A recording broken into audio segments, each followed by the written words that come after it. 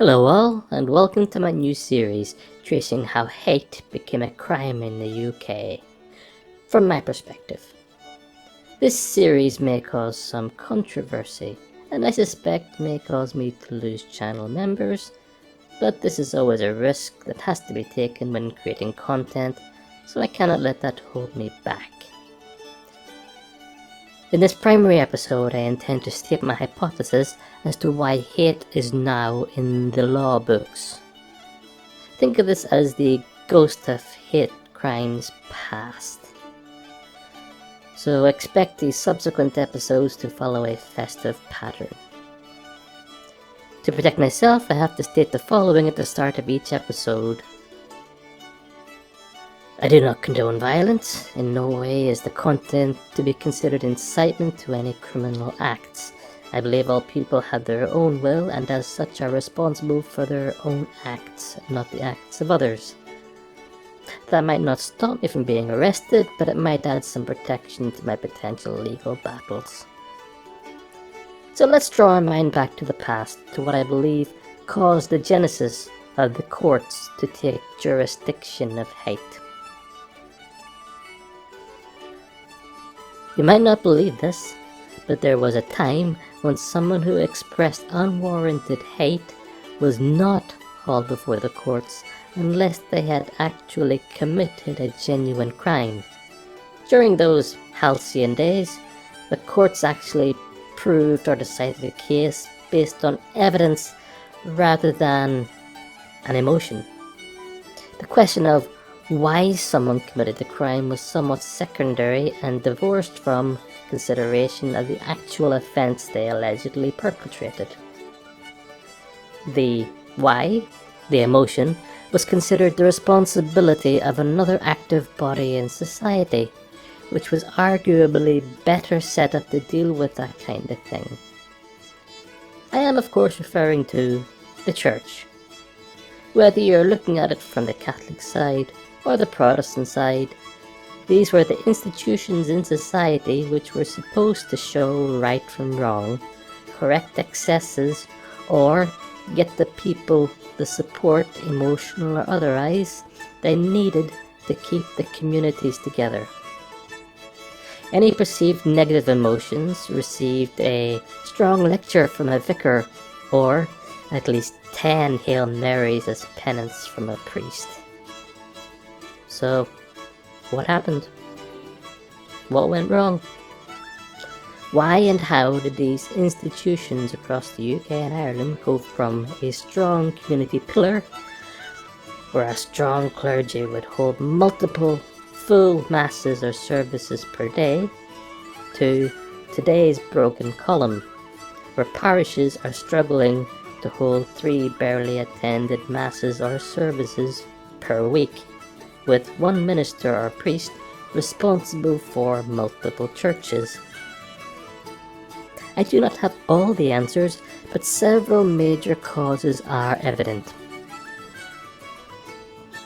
To get it out of the way first, there is the obvious major blow in the form of the scandals and abuses revealed about the clergy of the Church. Yes, there were people in a position of authority that abused their power to harm others, or used their power to cover the abuser's harm up to prevent reputational damage to their denominations. You see how far that got them. Was this right? I say no. However, I do not really like the people who use this as a club to attack the entirety of the churches. Before I get the smart arse comments, I am well aware of the abuses that were reported from all denominations. I am not going to deal with this in this video, but it does not take away from my initial statement of the support system that the Church was set up to be. A second element is the undermining of Christianity. Politicians and journalists were, and are, not slow to criticize any failing of the Church, actual or perceived. I can understand the politicians reflecting and or stoking public anger to secure votes. At some point, they believed They did not need the church anymore, and were more than happy to turn on them to promote their party.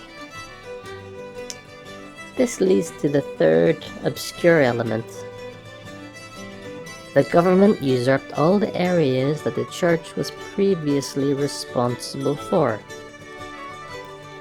Yes, I know, a big statement, but let me back that up with 2 examples. Education.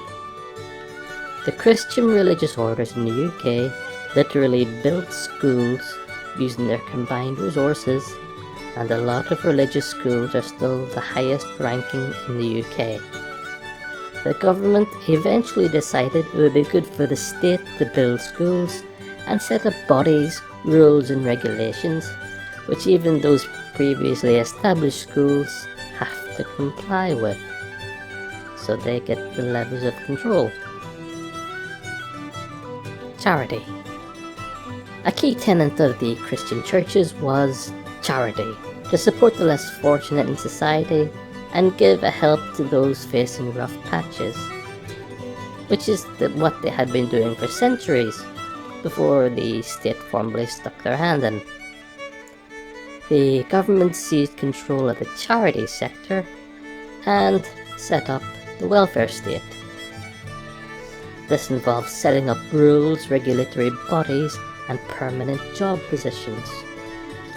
However, in order for those positions to remain permanent, then the vast majority of those in the welfare state had to remain in those positions indefinitely.